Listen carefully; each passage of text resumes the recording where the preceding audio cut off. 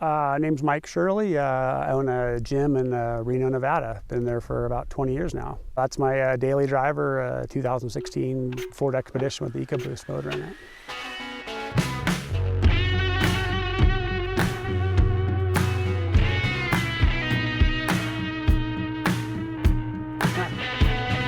It's a 3.5 with just turbos. It's the Ford Ecoboost motor they use in a lot of different vehicles, and I've kind of gone through and done just turbos and intercooler and exhaust and stuff on it. So it's a motor you can tune quite a bit. It actually is faster than I ever thought it would be for kind of what started as a grocery getter.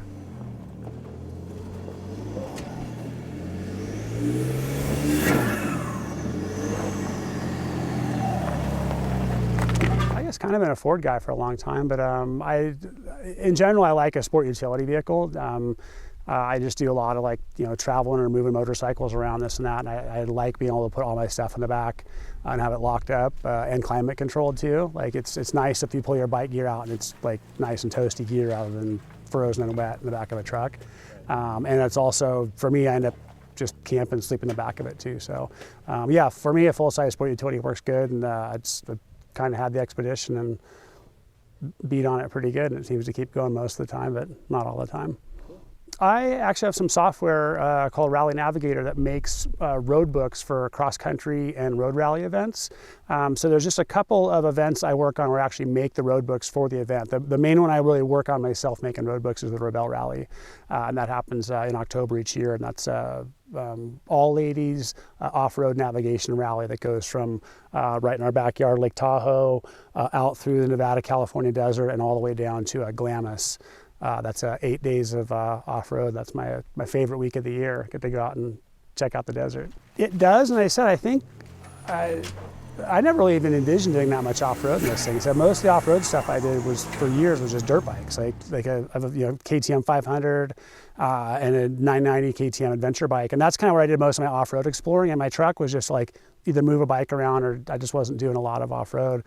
And I think really since I started working on the Rebelle about 5 years ago and been around more truck guys, I've been doing more off-road stuff, and I can bring my dogs with me too, so that's kind of cool too. So yeah, I've been spending more time off-road the truck, and it actually does surprisingly well with some modifications. It needs some help to get there, but all in all, it's been pretty surprisingly.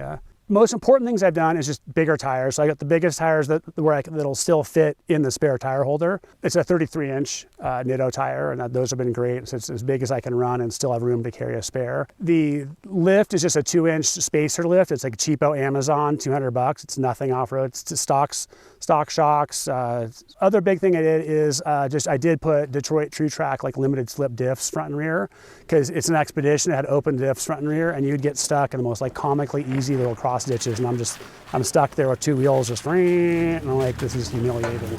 And so the limited slips made a huge difference at where it can go.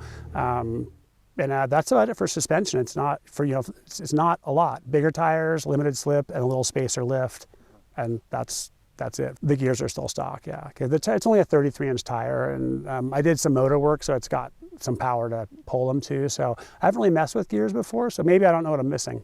Again, I've driven an Expedition. This is my second one. I've driven them since 2004. So I've most of my time ever has been in an independent front and rear, but it actually, to me, does really well. It actually, I've had guys actually jump out of like an F-250 and got my truck and like, oh my God, this is so much more comfortable. Because it actually does, to me, it rides really well, and especially if you just air the tires down properly, which is something I didn't do for years. I would be bouncing the desert with 40 pounds of air in my tires, and getting smart over time. I'm like, oh, if I throw them to 25 or 17 in the sand, it's like worlds different in ride quality and just where you can go. It just doesn't beat you up as much. But yeah, it actually does really well off-road. I've kind of trimmed up the approach and departure angles a little bit and ripped off the stock running boards and stuff just to get it some more clearance. But yeah, it's actually passover clearance is pretty surprisingly good for, I think mostly it's a kind of soccer mom vehicle. I do. I have a compressor under the hood, yeah. It's mounted on my firewall, which looks cool, but I didn't realize it actually shakes the heck out of the cabin when I turn the air compressor on.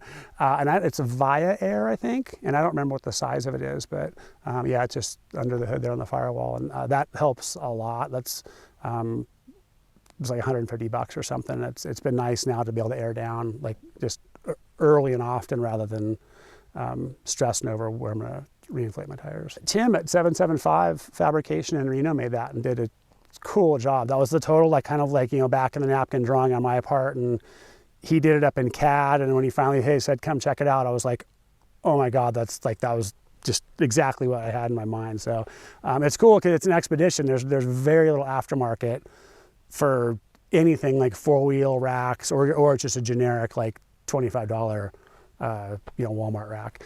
So yeah, the rack was yeah, it cost a few bucks, but it's nice. It holds the lights. I've got my Max tracks up there, a shovel, and then if I'm doing longer events, I can throw a spare tire up there as well. It's had a Christmas tree or two up there also. So yeah, pretty handy, and just kind of neat 'cause it's unique. They're just crappy Amazon $20 LEDs. Had them on there for 5 years and they still work. So I kind of like hides my stuff. Yeah, I kind of like it having it. I mean, it's not. I can't say my truck's low pro because it's covered with stickers and crap. But I just kind of like having my stuff hidden up there rather than stuff just like bolted all over every surface of the truck. That's kind of the way I drew it up. And I thought it would kind of look cool just having a solid rack versus an open one. And yeah, I've been happy with it. Does it make Electronics are basic. Yeah, I just have for rally roadbook stuff, I have an odometer and electronic compass in there. You can probably see them on the dashboard in there. So those are two just kind of unique things that most folks wouldn't have much use for. For roadbook navigation, it's all done. Like those are your instruments. It's an adjustable odometer and a compass. And so it's just a separate odometer where I can actually like toggle it up and down, reset it to 0. Still pretty basic piece of equipment, but it's just nice, big, visible up in front for navigating that roadbook. It's you know, go this distance and do something. Go straight, turn left, watch out. No, it's actually a wheel sensor odometer. They make, and that my compass equipment is GPS based. For the Rebelle Rally, my mom competed in this truck, and you cannot have GPS equipment in the car, so you'd have to use a wheel sensor odometer. So it's just like a motorcycle, the magnet and the wire, which was a nightmare to get wired up from the dashboard all the way through the firewall down the suspension, and that was kind of a pain in the butt. But yeah, it's a odometer and compass setting.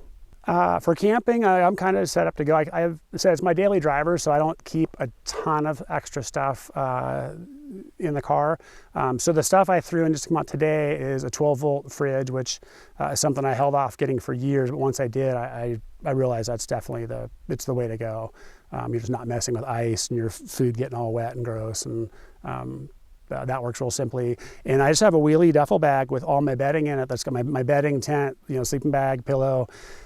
And that just sits in the garage. And so if I say, hey, I want to go camp for the weekend, I literally just fridge, duffel bag, throw them in the car with some clothes, and I can be, on the road in like 5 minutes.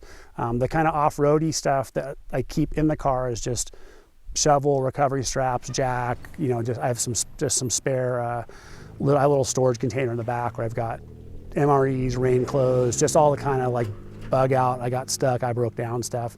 That stuff stays in the car all the time because it doesn't really take up much. It's all stashed, doesn't take up any room. But the big stuff like the fridge and the duffel bag just in the garage, and I can get back to go real quick. I took out the third row seat in my truck. I never used it, and I realized there's actually a lot of space under here. So one of my weekend projects, that's just a regular weather check mat. But put this in, and this is just Home Depot plywood and hardware. Doesn't look like much because I have stuff full of towels, so it doesn't rattle, but in here is essentially like emergency, like rain gear, recovery stuff, high lift jack, which I never use because I'd probably kill myself. I like MREs, water, just kind of emergency stuff I don't need to get at because if the back's loaded, it's tough to get at. But there's actually a pretty fair amount of space back there. I'm not even using all the space, but yeah, if you have a third row seat in the truck you're not using, there's a lot of volume there to take. I've even contemplated taking out one or two of the second row seats just because you open up so much space. It's crazy. So you can make a nice little stash in there, and it's plywood and screws, so it's not super high tech. Yeah, that kind of works out cool, and I like it. There's a way to kill a Saturday.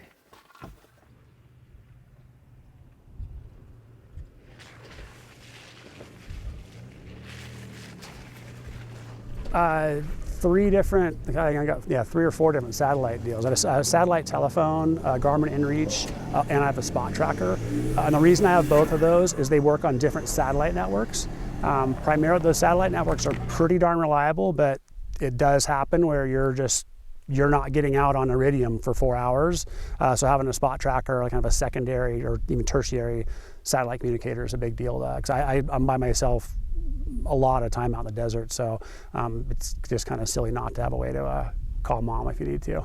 Yeah, more than once, but recently I stuck this thing up in a High Rock Canyon, which is I think 50 miles north of Gerlach, which is already in the middle of nowhere. So I was well and truly up off the grid about middle of January, and hit a rock and broke my steering about 8 o'clock at night out by myself in an icy canyon. So I thought, I'm definitely going to spend the night here. Yeah, but it was nice. I actually wasn't that stressed. I had sleeping bag, food, fridge, satellite comm. So yeah, it's inconvenient, but it's not like you're just sitting there waiting for someone to come walk by, which at that time of year wasn't going to happen. So yeah, in that case, I was able to call Washoe County Sheriff and got extricated, and you guys were friendly enough to help me out about 4 days later getting the truck out, which was pretty cool. I'm not a crazy mechanic. I only get in so deep on mechanical stuff, so I haven't done a lot. I haven't broken a lot of stuff either. But I put the lift kit in myself and took struts in and out. It's stuff I've never done, but I mean, if you hop on YouTube, man, you could do heart surgery if you study enough. So yeah, I haven't had a lot of stuff break on it. I put like the intercooler on myself. It just kind of these onesie twosie project jobs that I don't know how to compare it to other jobs. So I just go out in the garage and fiddle with it until it's kind of works the way I want. I think it totally is. I mean, I like the full-size sport utility. It's got good, just the entire cargo volume inside is really good. It's not a huge van. It's not a monster, oversized truck. My background is off-road motorcycling, so I actually started doing most of my off-roady camping stuff on a KTM adventure bike, which I love because that's just pure minimalism. I mean, you just take the very least amount of stuff you can carry what's on your bike and take off for a week or 3 weeks. So for me getting in my truck, it's like I just have even inside the truck, it feels like I have all the space in the world to bring 10 times more than I want. So I just don't have any need to fill it up with extra stuff. You only need, I was approaching hey, I used to fit all my camping gear on my motorcycle. People go camping with just what's on their back. That's all you really need to go have an adventure for 2 or 3 days. If I was going to say I'm living in my vehicle really for a month or 2 months, I'd probably want something bigger than a truck, but I could easily live out of that thing for 2 or 3 weeks on the road with what's in it right now.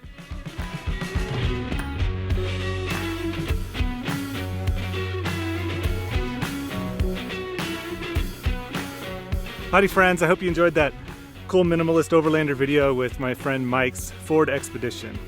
Just want to talk to you here at the end for a minute about outdoor ethics.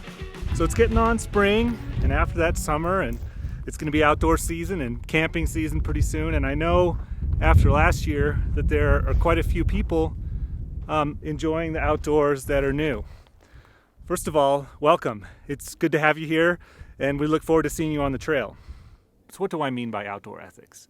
Well, outdoor ethics are a philosophy for how you act in wild spaces, to do the right thing for the landscape, the environment, the animals and the humans who live here and visit here. So the first and easiest thing that you can do is just pack it in, pack it out. That means that if you create trash, make sure that it goes home with you. And if you find trash around, do your best to take that with you too. The easiest way to accomplish the pack it in, pack it out is to be prepared. Have some trash bags with you. Have some way to contain, store, and transport any garbage that you make or find along the way. So, easiest thing to do, grocery bags. I just have a bag full of bags. Just a wad of bags here in the drawer. They always live right here, and they're there for all of the household trash. I've got some already started right here from all the stuff that just blows around the truck. Second thing you could do is have some contractor's bags. These are just big garbage bags, even regular garbage bags. They don't have to be contractor's bags.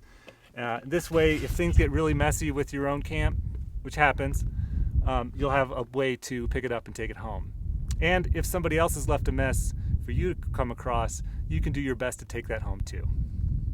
Well, that's it for now. If you want to learn more about outdoor ethics, consider looking up the Leave No Trace Center for Outdoor Ethics at lnt.org. If you like this video, consider hitting that like button. And if you want to see more like this, maybe you should subscribe. If you really, really like this video, maybe hop on over to our Patreon page and become a supporter there. If you like to look at pictures, you can follow us on Instagram. We're at AllTerrainFam. Happy trails.